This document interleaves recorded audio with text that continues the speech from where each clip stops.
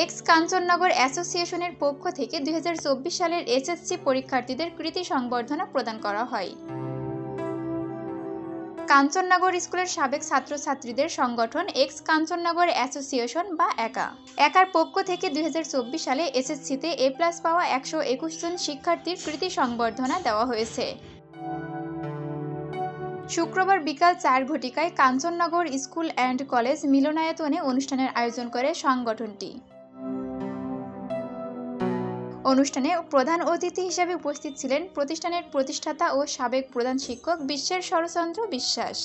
বিশেষ অতিথি ও স্কুলের অধ্যক্ষ প্রদীপ কুমার বিশ্বাস সহ শিক্ষক শিক্ষিকা ও একার অনুষ্ঠান আহ্বায়ক সালাউদ্দিন গাউস গোর্কি, যুগ্ম আহ্বায়ক হাসান শরীফ উপস্থিত থেকে মেধাবী শিক্ষার্থীদের হাতে ফুলের তোড়া, কলম ও সংবর্ধনা ক্রেস্ট তুলে দেন।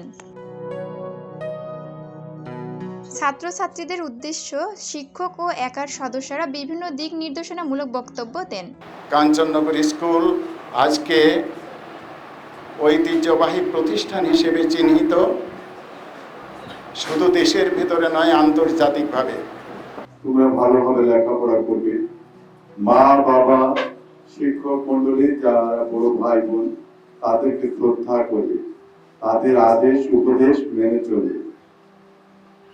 তোমাদেরকে সেদিন আমি বলেছিলাম যে তোমাদেরকে মানুষ হতে হবে, শুধু লেখাপড়া করলেই হবে না, একজন মানুষের মতো মানুষ হতে হবে, দেশ ও জাতির সেবায় তোমাদেরকে নিয়োজিত হতে হবে। আজকের ছাত্রছাত্রীদের যে কোনো সমস্যার সমাধান নিয়ে কাজ করবে একা বলে উল্লেখ করেন সংগঠনের সভাপতি শাহিনুর আলম লিটন।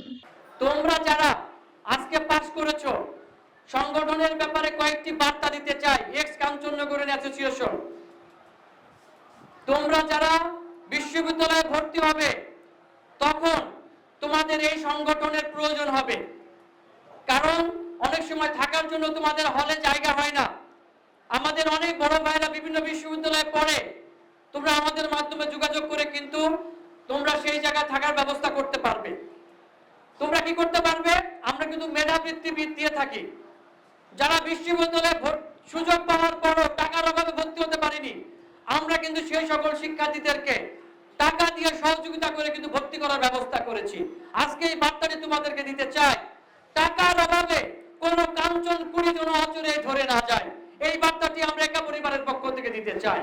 কাজেই আপনারা যারা অভিভাবক আছেন তাদের কাছে দায়িত্বহীন কণ্ঠে বলতে চাই, আপনাদের পাশে, আপনাদের সন্তানদের পাশে একা পরিবার আছে। আপনারা কখনোই বিচলিত হবেন না, আমরা দ্বিধা করবেন না, কোনো লজ্জাবোধ করবেন না, নির্দ্বিধায় আমাদেরকে না করতে পারেন। আমাদের অধ্যক্ষ মহোদয় আছেন, আমাদের শিক্ষক মন্ডলী আছেন, তাদের কাছে শেয়ার করবেন।